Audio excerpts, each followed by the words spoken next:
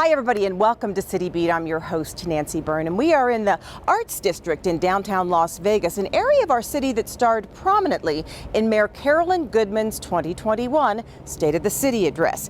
You may have noticed the address was held a little differently this year. Thank you, coronavirus. We had to do it virtually, but to make sure that it was still eye-catching and exciting while still making sure the mayor's message came through was a lot of work, and I think we pulled it off. It's tradition. Every January, city stakeholders and business leaders gather together for the mayor's State of the City address. Over the years, locations for the address have varied, and there was 2012 when Mayor Carolyn Goodman presented the address later in the spring due to the move to the new City Hall. But it's always been a big event, requiring a lot of work for many city departments. Well, this year, thanks to the pandemic, the filled-to-capacity chambers were replaced by a sparsely populated KCLV-TV studio. Thank you all for joining us this evening as we take a look at our great city today. The decision to go virtual for the address was made to protect residents, city leaders, and city staff. I can't recall ever having to face something like this before. Always in the past, the State of the City's done live. We have a live audience. It's live on television. This year, there's no way we could bring all those people into chambers. It just wouldn't be safe. So we had to think differently, like everyone has had to do over this past year. We had to do the same for State of the City. It may have been done differently this year, but it was still done with great attention to the mayor's message and how it was presented via green screen in the studio. A different kind of effort took place to assure the address was just as special as it would have been if presented live in front of hundreds of guests. Producer Melissa Duran worked hand in hand with the mayor's office, the Office of Communications, Video Services, and production specialist Steve Horlock to make the recorded speech shine visually. And you have to understand, the mayor, this is new for the mayor too, she's used to having people in attendance for her State of the City. So it's a different feel for all of us, and it's definitely a learning curve for all of us. So it started with the mayor in front of this green background in the studio, otherwise known as the green screen. The coronavirus pandemic has meant many changes for all of us, and it's why I'm delivering the 2021 State of the City for a change virtually.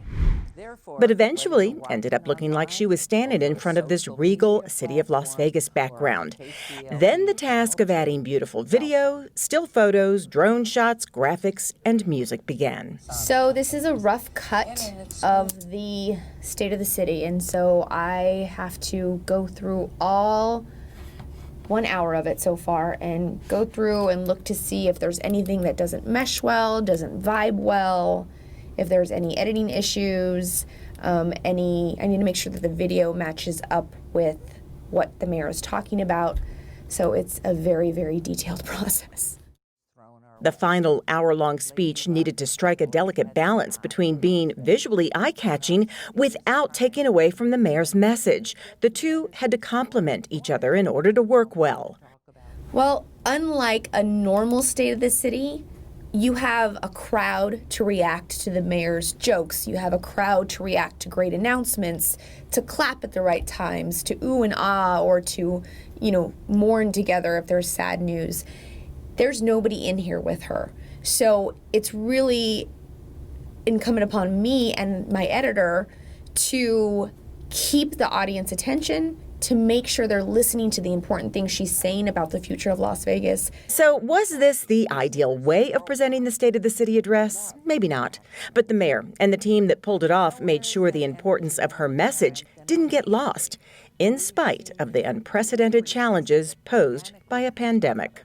So let us remain constant in our commitment to our city and to each other, and thank one another for standing firm, standing together to reclaim our lives, our dignity and integrity, and commitment to all of the tomorrows ahead.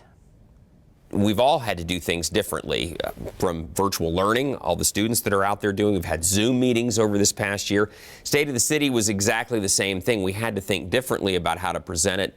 Again, the mayor's message is the same, but how we presented it this year different because of COVID-19. You can only imagine how unusual that must have felt to Mayor Goodman. She's used to doing that address in front of a live crowd and getting their reactions, but she did a great job, as did everyone else who had a hand in making it a success.